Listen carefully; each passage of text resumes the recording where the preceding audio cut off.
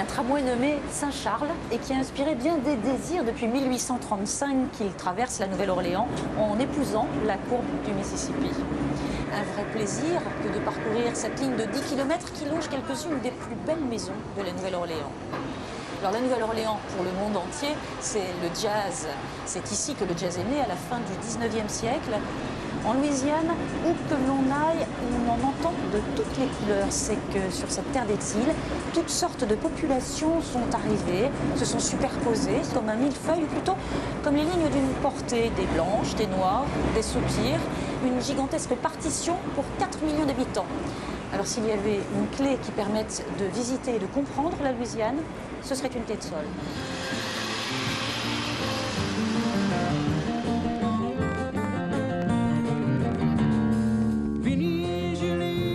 Il est 6h33. Bonjour mes amis, ceux de vous juste avec nous, 76, la température dans les studios de Radio Acadie. Voici Beau Soleil. Cela fait 22 ans que Pete Bergeron se lève tôt. Radio Acadie émet tous les matins de 5 à 7 depuis le campus de Lafayette. Tous les Cajuns connaissent, c'est leur musique, celle qui raconte leur histoire avec leur langue et leur culture. Il faut chanter en français. Il faut chanter en français pour que cette musique devienne cajun. Si c'est en anglais, ben c'est quelque chose d'autre. Hein? C'est pas cajun, c'est quelque chose d'autre.